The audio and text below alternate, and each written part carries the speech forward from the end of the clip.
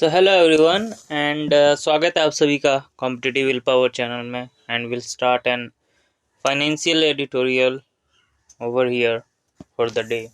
So let's start the day with an editorial. So आज का heading है checks on FPIs that is foreign portfolio investors. SEBI should not backtrack on FPI ownership norms.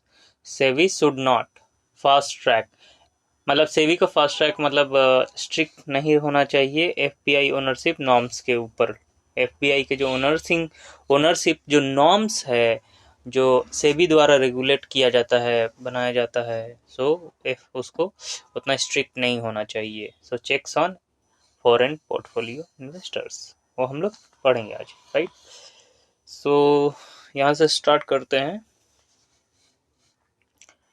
Indian equity markets have been witnessing a correction over the last 2 months led by foreign portfolio investors selling around 38,000 crore of Indian shares in this period।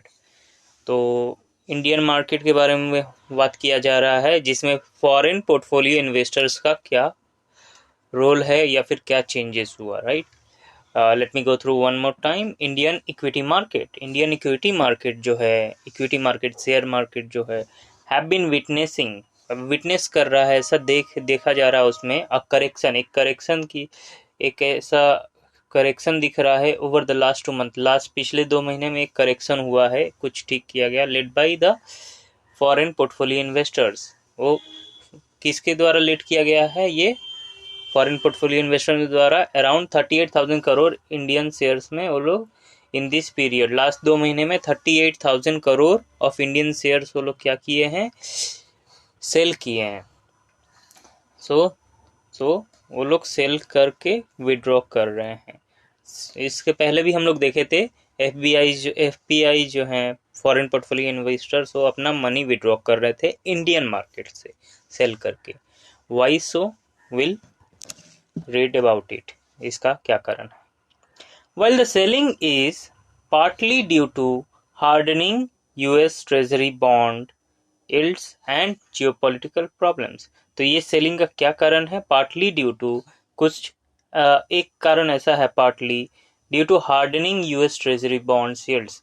तो US treasury bond yield उसका कारण है। US treasury US में क्या है, Joe Biden का जैसे ही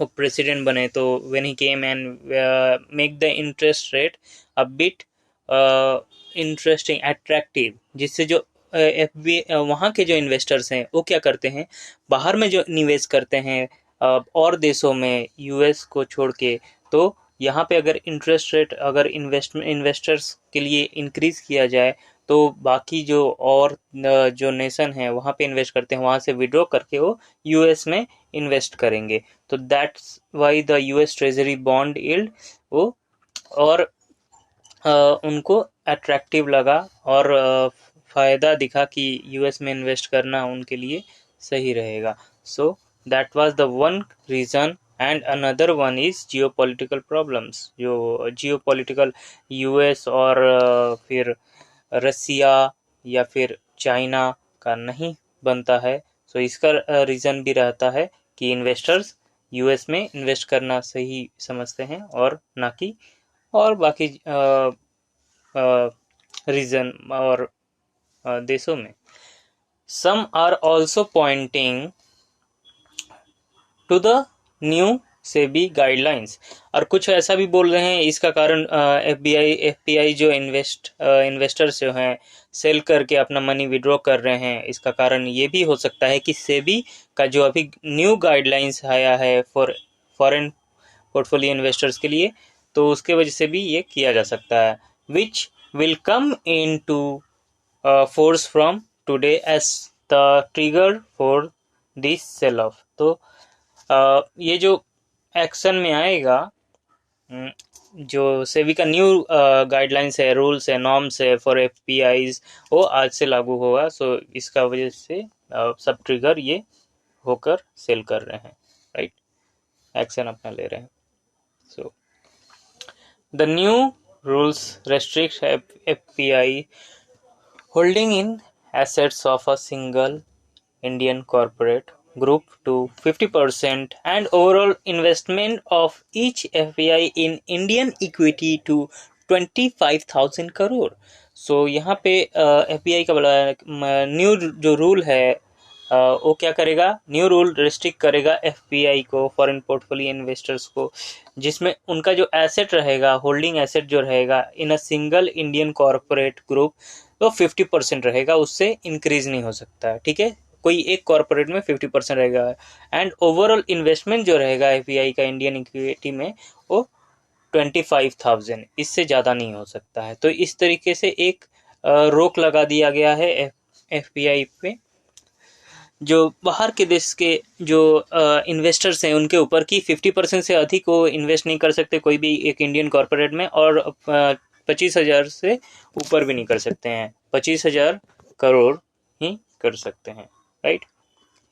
FPIs with such large concentrated exposures must disclose granular details of all entities either owning, having control or economic interest in them to the regulator. तो यहाँ FPIs के लिए है, जो इन्वेस्टर्स है फॉरेन इन्वेस्टर्स, उनको ऐसा बोला गया है कि अगर कहीं कोई भी एक कंपनी का स्टेक अगर उन लोग के पास में है, या फिर वो लोग इकोनॉमिकली अगर ओन करते हैं या फिर इंटरेस्ट रखते हैं बाई करने में in future, so that they will have to disclose to the regulator. Regulator को इसका डिटेल देना होगा. Right. So that regulator can monitor their investment and their portfolio.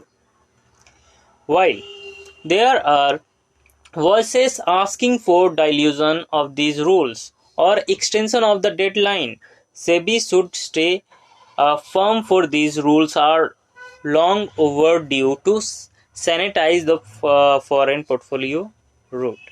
तो यहाँ पे बोला जा रहा है while there are voices, अब ऐसा मतलब देखा जा रहा है कि जो इन्वेस्टर्स हैं foreign investors, they are asking SEBI to give an extension, ये रूल्स का अभी लागू ना करे, कुछ डेडलाइन दे, आगे एक्सटेंशन करे, क्योंकि अभी जो उनका इन्वेस्टमेंट है अगर और 50% से अधिक होगा या even more than 25,000 crore, so they will take time to reduce it, उसको कम करने का उनको एक डेडलाइन या टाइम देना चाहिए. Right. SEBI should stay firm, एक SEBI should not be that much strict on the foreign investors. उनको एक नरमी बनाए रखनी होगी इन्वेस्टर्स की तरफ, अदरवाइज वो लोग यहाँ पे इंडिया में क्यों इन्वेस्ट करेंगे. Right. And for these rules long overdue to sanitise, मतलब सैनिटाइज मतलब इस तरीके से कि फॉरेन पोर्टफोलियो जो रूट है उसको एक अच्छे तरीके से बनाए रखे कि उसमें फॉरेन इन्वेस्टर्स इन्वेस्ट करते रहे. राइट. और ना कि वो पूरा ही इन्वेस्ट करना बंद कर दे. It may be recalled that this guideline is a fall out, this guidelines is a fall out. तो इसमें ऐसा बोला जा रहा है इट मे बी रिकॉल्ड, ऐसा रिकॉल्ड किया जाए, पहले भी ऐसा हुआ था. ओके. और ये गाइडलाइंस की वजह से बहुत ही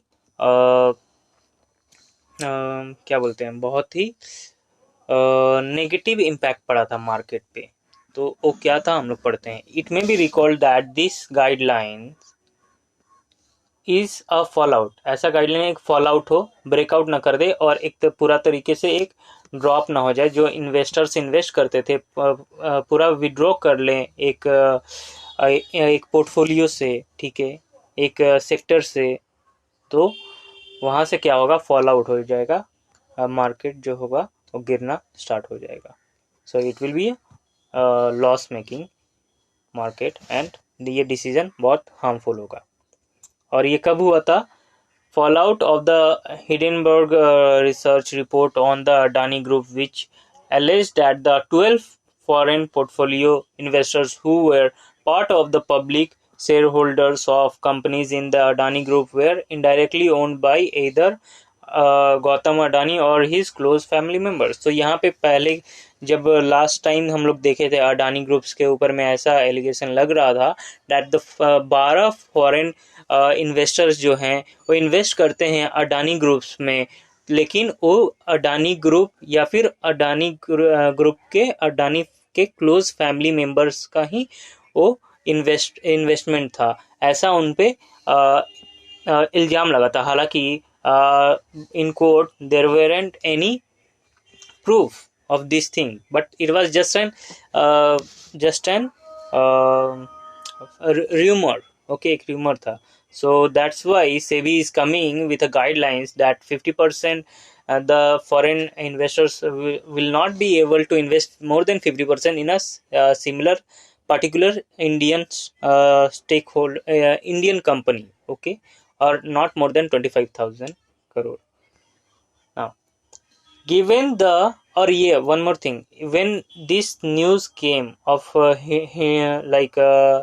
Hindenburg research report आया था, then the people were saying Adani Group is going to fall. The market share of Adani Group will reduce down. It will come down. So people started withdrawing their money, selling their shares in this company, but वैसा कुछ हुआ नहीं। And later on we've seen that Adani shares of Adani company started rising again to a higher level. So that was something glitches हो या फिर जो भी, people also try to defame the company को बदनाम करने के लिए ऐसा करते हैं, फेक न्यूज़ रिपोर्ट मार्केट में फैलाते हैं। Now, given the large gaps in the disclosure requirements regarding ultimate beneficial owners of FPI, given the large gap, ये जो लार्ज गैप है in the disclosure requirement ultimate beneficiaries owners, अब यहाँ पे FPI का जो ओनर्स हैं, बेनिफिशियर अल्टीमेट बेनिफिशियर है, उसका अगर वो लोग डिस्क्लोजर नहीं देते हैं तो एट द एंड में कोई भी उसका ओनर हो सकता है। Just foreign investor will invest, but ultimate जो ओनर है उसका डिस्क्लोजर नहीं देगा, तो एक लार्ज गैप हो जाएगा कि इसका इन्वेस्ट कौन कर रहा है और अल्टीमेट इन्वेस्टर कौन है, ओनर कौन है, तो एक बड़ा गैप हो जाएगा जिसका companies even they misuse this thing, अपना शेयर का वैल्यू एंड रेट इंक्रीज करने के लिए वो अपने थर्ड पार्टी से इन्वेस्टमेंट करवा सकते हैं। Now, and the relaxations provided to FPIs over the years, it was difficult for the regulator to check the veracity of the allegation। तो यहाँ पे जो रिलैक्सेशन, जो बेनिफिट, जो एक तरह से एडवांटेज एफपीआई को ओवर द ईयर इतने सालों से जो प्रोवाइड किया गया कि कुछ चेक एंड रेगुलेटर्स कुछ चेक नहीं करते थे कि उतना डीप में जाके कि आप जो इन्वेस्टमेंट कर रहे हैं इतना पैसा कहाँ से आ रहा है and who is investing on your behalf, आपका बिहाफ में कौन परफेक्ट ओनर है जो इन्वेस्ट कर रहा है। तो ये एक तरह से रिलैक्सेशन था, छूट था उन सभी फॉरेन इन्वेस्टर्स को जो वो यूज़ करते थे। बट अब ऐसा नहीं होगा, अब जो नया रूल्स आ रहा है उसके तहत उनको डिस्क्लोज करना होगा ये सारा details, and also there will be some limitations जिसको ब्रेक नहीं कर सकते हैं एक पार्टिकुलर कंपनी के इन्वेस्टमेंट के पॉइंट ऑफ व्यू से अगर आता है तो। Now, this is the apt opportunity for the regulators to do a course correction. तो ये एक अच्छा अपॉर्चुनिटी है रेगुलेटर्स के लिए कि एक कोर्स करेक्शन करे, जो पहले जो भूल हुआ था जिसमें फॉरेन इन्वेस्टर्स को छूट था इन्वेस्ट करने का more than 50% and more than 25,000, अब उसमें एक करेक्शन करेंगे, ये रेस्ट्रिक्शन आएगा और जो मार्केट को एक तरह से रॉन्ग डायरेक्शन में मिसयूज़ किया जाता था एक पर्टिकुलर कंपनी द्वारा, वो अब नहीं किया जाएगा क्योंकि foreign investors have a limit, will have a limit now. Okay, now these rules will not only help in SEBI's investigation into the Hindenburg allegation but will also provide ownership data of the other groups with similar concentrated holdings by foreign portfolio investors। तब यहाँ पे बोला गया कि ये जो नया rules आएगा, नॉर्म्स आएगा, वो जो सेबी का इन्वेस्टिगेशन में सिर्फ ना ही मदद करेगा, जैसे हिडेनबर्ग अब एलिगेशन कोई लगाता है तो easily they will do the investigation, क्योंकि उनके पास सारा डाटा रहेगा। और उसके बाद भी it will also provide ownership data of other groups. तो बाकी जो अदर ग्रुप्स हैं, सिमिलर होल्डिंग्स रखते हैं फॉरेन पोर्टफोलियो इन्वेस्टर्स द्वारा, उनका भी डाटा रहेगा, ओनरशिप रहेगा, तो वो भी वहाँ से चेक एंड गो थ्रू कर सकते हैं about the every single details, that the ultimate owner कौन है, who is investing on behalf of the foreign investors. Now this data along with the right to use the look through principle to determine the ultimate beneficiary owner। अब ये जो data है, जो मैं बोला अभी यहीं पे बोल रहा है, द डाटा है, ये करेगा, एक राइट देगा टू यूज द लुक, देखने का ये राइट देगा कि आप देख सकते हैं ये डाटा से कि अल्टीमेट जो बेनिफिशियरी ओनर है वो कौन है, वो डिटरमाइन करेगा, बताएगा ये सब डाटा द्वारा कि अब अल्टीमेट जो बेनिफिशियरी है, ओनर है, वो कौन है। And will enable the regulator to pin down the promoters flying under the radar by maintaining their stake below the regulatory threshold। और यहाँ पे क्या करेगा, इट विल, अगर किसी भी पॉइंट पे अगर रेगुलेटर्स को ऐसा पता चला कि कोई एक पार्टी है, स्टेक होल्डर है, वो कंपनी का ही फैमिली मेंबर्स है या फिर कोई फ्रेंड, क्लोज फ्रेंड है, and investing on behalf of the company, तो वहाँ पे उसको पिन डाउन करेगा, उसको रोकेगा और उस पर रोक लगाएगा और उस पर मेंटेनेंस, मतलब एक तरह से मेंटेन करेगा कि वो रेगुलेटरी थ्रेशोल्ड, मतलब उसमें कुछ मिसयूज ना करे और रॉन्गली प्राइस को मिसलीड ना करे, इंक्रीज ना करे, कंपनी का फेवर में ना करे। ओके, इससे क्या होता है ना, एक फेक एक प्राइस क्रिएट किया जाता है। मान लो कंपनी का जो शेयर्स था वो 100 रुपये था, सर्टेन अमाउंट, ओके एग्जांपल। अब क्या करते हैं फॉरेन पोर्टफोलियो इन्वेस्टर्स, उसको इन्वेस्ट करने लगते हैं और इवन इंडियन मार्केट से उसको इंक्रीज करके सर्टेनली कंटिन्यूसली बाई करते रहेंगे ह्यूज अमाउंट में, उसका डिमांड बढ़ेगा और प्राइस भी फिर इंक्रीज होगा और 500 to 1000 तक राइज हो जाएगा। तो इस तरीके से खुद से बाई करवा के कंपनी इसको रेस करता है 1000 तक, 100 से। तो फिर क्या होता है, ये सही तरीके से नहीं बढ़ा है, इसको खुद से ये लोग राइज करवाए हैं फिर, और उसके बाद में एक ऊपर लेवल तक जाता है तो कंपनी का पोजीशन अच्छा दिखता है, फिर पीपल अट्रैक्ट होते हैं और इसमें और इन्वेस्ट करते हैं, निवेश करते हैं, और ये और राइज होते जाता है, फिर एट सर्टेन टाइम और ऊपर हो जाता है, तो वो लोग इसको मैनिपुलेट करके सेल कर देते हैं। ओके, नाउ ये हो गया। SEBI should not get fazed, SEBI should not get fazed by FPI, selling for such correction are part for the course and exit of these so-called FPI desirable for the equity market। तो सेबी को should not get phased, SEBI को ऐसा जो action लिया जा रहा है correction के लिए, ठीक है, एक करेक्शन कर रहे हैं सेबी, अपना पुराना जो रेगुलेटरी एक्ट था, रूल्स था, उसमें एफपीआई को लेके, तो उससे उनको डरना नहीं चाहिए। should not get phased, डरना नहीं चाहिए कि क्यों नहीं डरना चाहिए, क्योंकि देखो अभी एफपीआई अपना सारा जो है इन्वेस्टमेंट है वो विड्रॉ कर रहे हैं सेल करके, तो ये एक तरह से नॉर्मल क्या बोला जाए, ये it's a course as par for the course and exit of this so called FPI is a desirable for the equity market. और ये जरूरी भी है इक्विटी मार्केट के लिए, क्योंकि देखो सारा जो इन्वेस्टमेंट एक रहता है कंपनी का इन स्टॉक में, अगर उसमें फॉरेन पोर्टफोलियो इन्वेस्टर्स जो हैं वही इन्वेस्ट करेंगे, तो इंडियन मार्केट, इंडियन इन्वेस्टर्स के लिए फिर वहाँ पे सर्टेन पॉइंट ऑफ टाइम में क्या बचेगा, right. So it's also needed, it's a desirable, ये desirable for the equity market, ये जरूरी भी है इक्विटी मार्केट के लिए, शेयर मार्केट के लिए। तो सेबी को फेज नहीं होना चाहिए, अपने करेक्शन में रुकना नहीं चाहिए। Moreover, SEBI's action are already beginning to have the desired effect. तो मोरओवर सेबी का जो एक्शन है आर ऑलरेडी बिगनिंग, स्टार्ट हो चुका है ये एक्शन जो है रूल्स का, beginning to have a desired effect. तो डिजायरेबल जो इफेक्ट था इक्विटी मार्केट में और जो इफेक्ट आने वाला था वो अभी दिखने लगा है ये एक्शन द्वारा, ठीक है। Already foreign investors started withdrawing their money.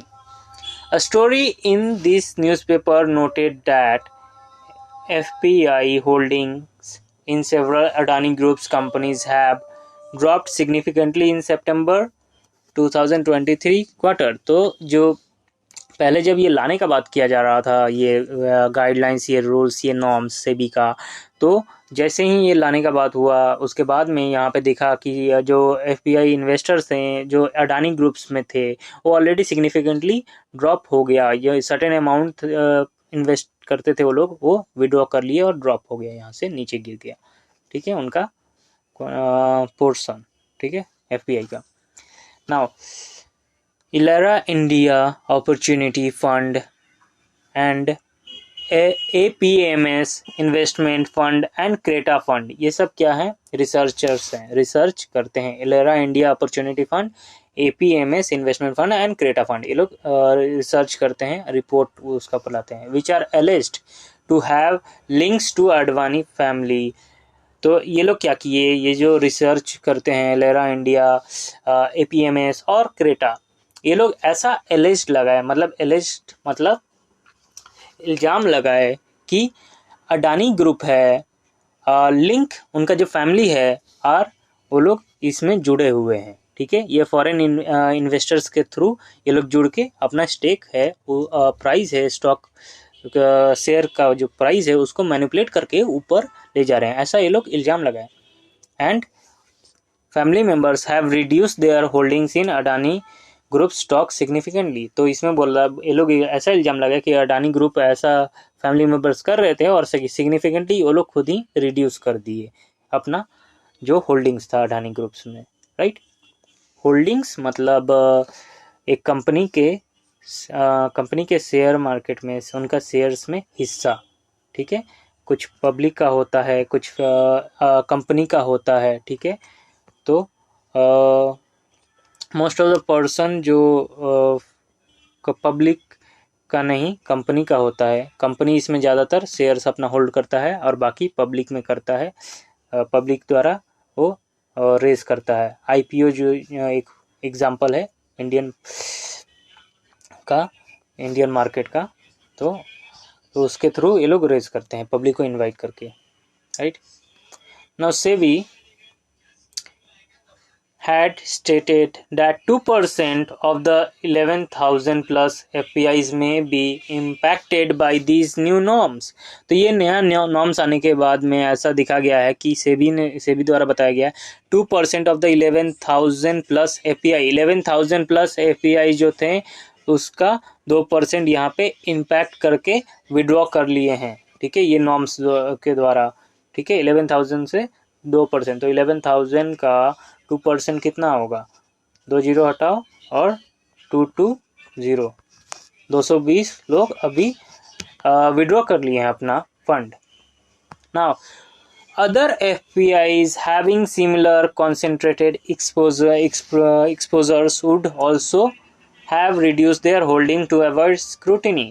तो बाकी जो अदर FPIs हैं, फॉरेन पोर्टफोलियो इन्वेस्टर्स जिनको कहा जाता है, वो लोग भी अब क्या कर रहे हैं, ये जो नया रूल्स आया, नॉर्म्स आया, उसको देखते हुए रिड्यूस कर रहे हैं, have reduce their holding to avoid scrutiny. आगे फिर कदम स्क्रूटिनी मतलब आगे एक्शन लिया जाए सेबी द्वारा और रेगुलेटर द्वारा, अथॉरिटी द्वारा, उससे पहले ही वो लोग रिड्यूस कर दे रहे हैं, ठीक है। So this was the result of the ये रूल का।